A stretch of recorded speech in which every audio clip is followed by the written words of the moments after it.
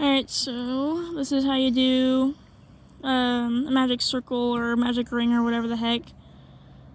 Just because all the videos I found on how to do it were not very helpful to me, so I want to make a better video. So first, just take your yarn, put the tail like that, and then you want to make an X over your fingers, and then make it straight like that in the back. And you got your tail like that, and goes right, and then yeah.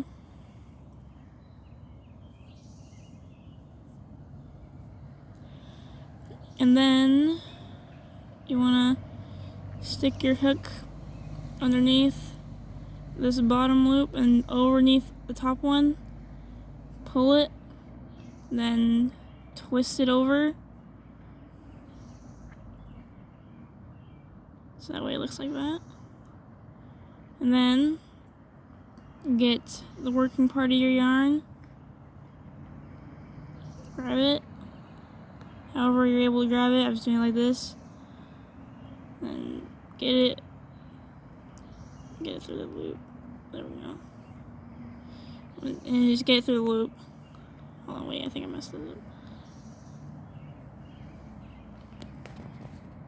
Alright, like that.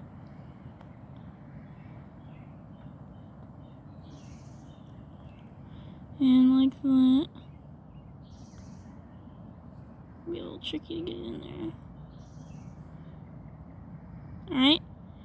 Now you see you got your threads might be kind of like, kind of twisted around each other over here. Do not separate that, because that will make your magic ring not work.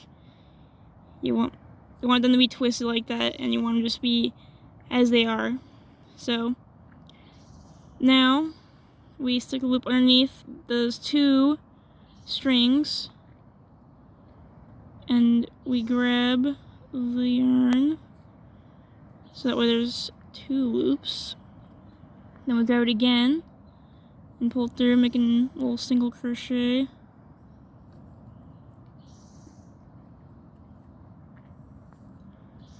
Alright, now we got one single crochet on our magic ring. Like to adjust a little bit.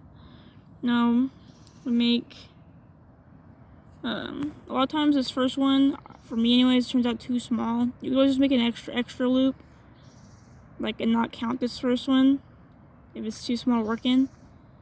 So yeah, just do 6 more single crochets. Make sure you go over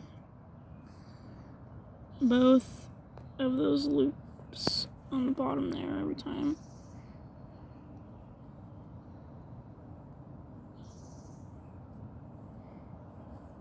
And you can always like slide it over. But yeah, just make sure you do 6 of them, or 7 if your first one's too small to work in. 3.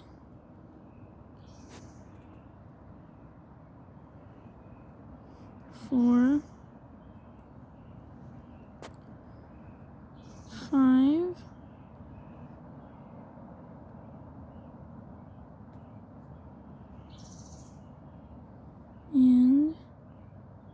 6.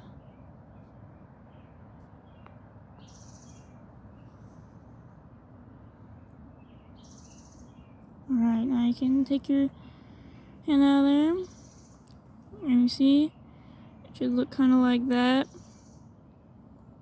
We got 1, 2, 3, 4, 5, wait.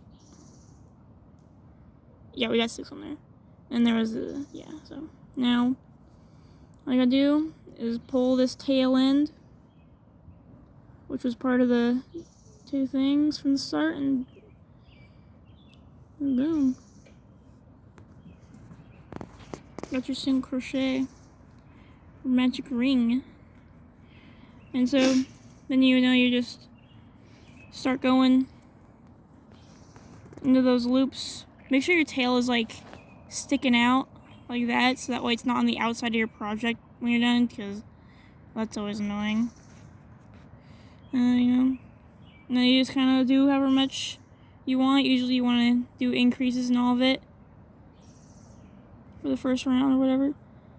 But, yep, that's how you do it.